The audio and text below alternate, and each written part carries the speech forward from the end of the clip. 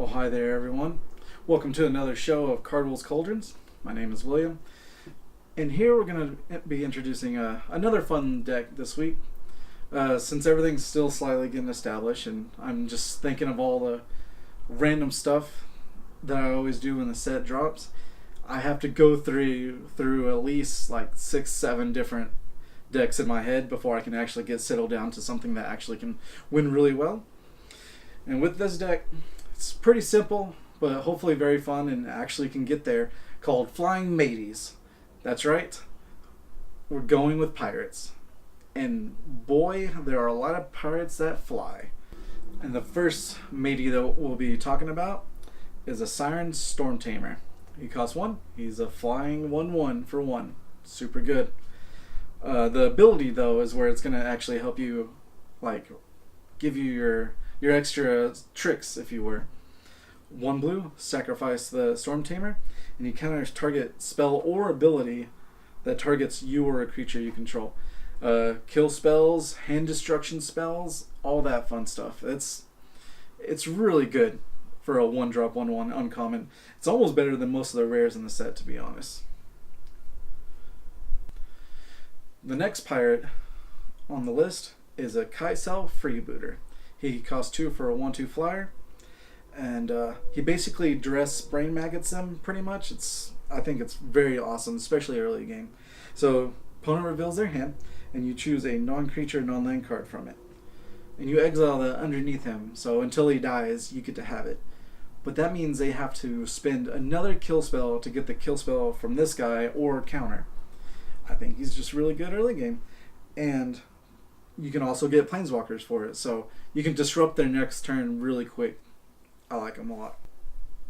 The next one, he's not a pirate at first, but he's going to help the other Flying Man pirates get a little bit bigger.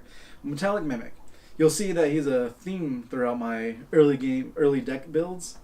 I still think he's just really good. Even though there's a lot of board wipe and control, especially in like Teamer control or just anything with red, because that 3-drop Sweltering Suns really damages most aggro decks nowadays.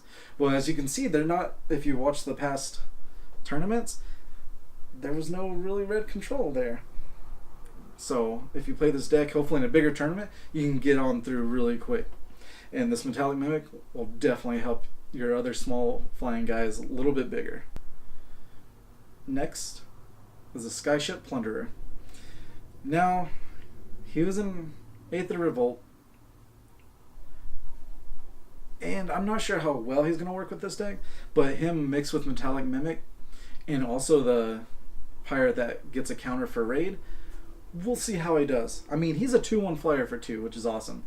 But if you hit a player with him, you get to increase any counter that's on a creature or a player as well. So let's say Infect as well. It increases Infect tokens. It increases -1 counters on people. And also, if you run a Planeswalker, he increases that counter as well. Now, I was thinking about putting the new Jason here, just because I don't even have the card, so I might as well throw it in the deck, right? So he'll probably be in an iteration of that, because if you can plop this guy turn 2, Jace turn 3, plus draw a card, plus Jace again, you're almost already at his ultimate, which is pretty nice. Now, I'll have to think about putting him in this deck, if I can grab him. Next, the pirate that we're actually talking about that gets the raid counter is Stormfleet Aerialist. Cost 2, flying 1/2. Not meh, but if you have raid, which you will hopefully have that 1-drop Stormtamer swinging already, so turn 2, you can plop this guy down, and he's a 2/3 flyer. Pretty awesome. Or if you even do it turn 3 with a Mimic, he's a 3/4 flyer. Just trying to get there. And you'll see with their spells, we'll actually have another thing that pumps them all up. Now the next guy, he's basically my super secret tech here. He's honestly not that good, but I like him a lot in this deck. 4 cost, 2 colors, 2 blue, Dreamcaller Siren. Flash, flying, 3/3. I like those stats a lot. The only problem is he can only block creatures with flying, But since you're going to have another pirate on the field, hopefully you tap 2 dudes down. So hopefully by turn 4 you've gotten them weak enough. You just pass turn, they swing their dudes or anything, and you're like, nope, tap those guys down before you even attack. And then you just keep on swinging. And with the Metallic Mimic, he's a 4/4 flyer with flash. Pretty awesome, I think. Next is the spells. We'll get into that. And it's Fatal Push. Because if you're running black, you should be running Fatal Push at least. It's just a great card. You know what it does. It's going to be in every black deck that I probably make. Next, Spell Pierce. This should hopefully help defend your dudes against board wipes or single out target kill. Because you're going to have so many small casting dudes that you're going to hopefully have extra mana so you can stop that from happening, and you just keep on swinging for game. Next is a card that I really want to try out. I feel like it's good in general even if you're not attacking, but Chart a Course. Cost 2, draw 2 cards, and discard a card if you didn't attack this turn. So you even look at 2 cards for 2 without attacking. That's good, and you discard whatever you need to. But if you attack, you get 2 cards for 2 mana. That's extremely good, I think. And with this deck, you're going to always be attacking. There's really not that many flyers out there that people are using that I know of. So you just keep on going. You draw 2 cards for 2. Oh, there's one of your small 2-drops or your Spell Pierce and your 1-drop. You know, hopefully it'll be tempo enough.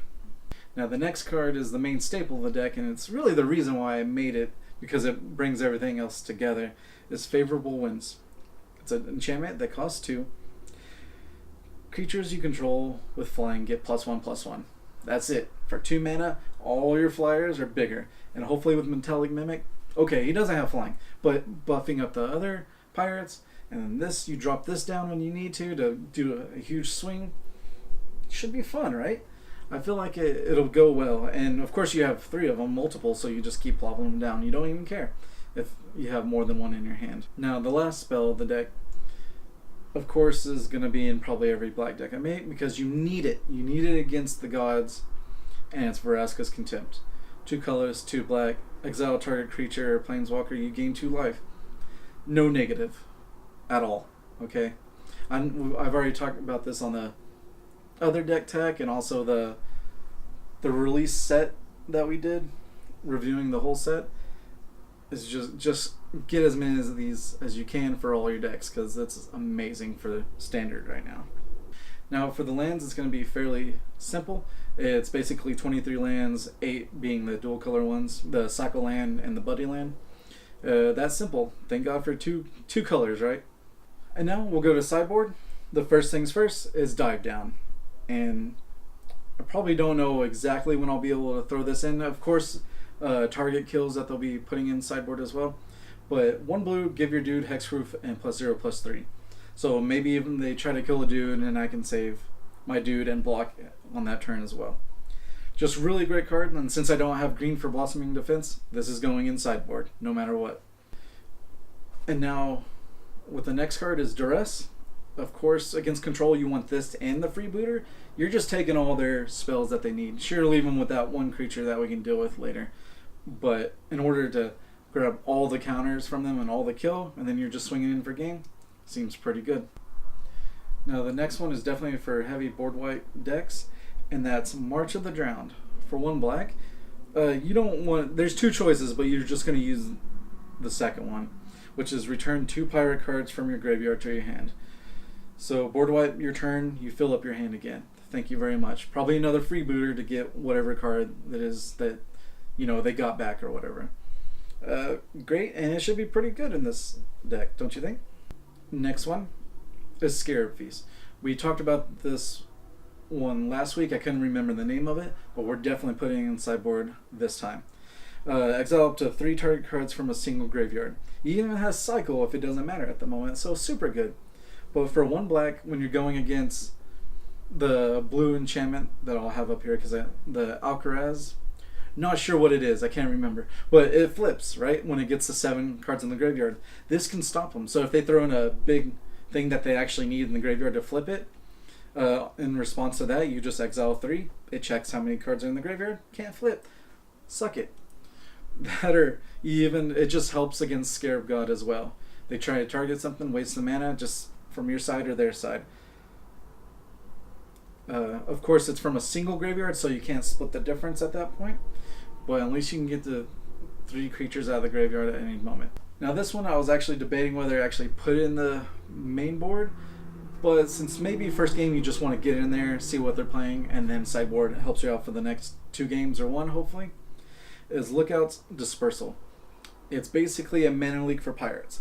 First it costs 3, but if you control a pirate it costs 2. Counter target spell unless the controller pays 4. Seems really good, and definitely probably every time you sideboard you're going to put this in, just for the surprise of more counters against the player. It's pretty awesome. And with that, thank you for joining me on this deck tech of Flying Mateys. Like I said, it's a cute little air aggro. Hopefully you can get there. Hopefully I'll be able to test it this Friday. And I know I usually do that and let you know next week. But we'll see what happens. Hopefully I can. My name is William.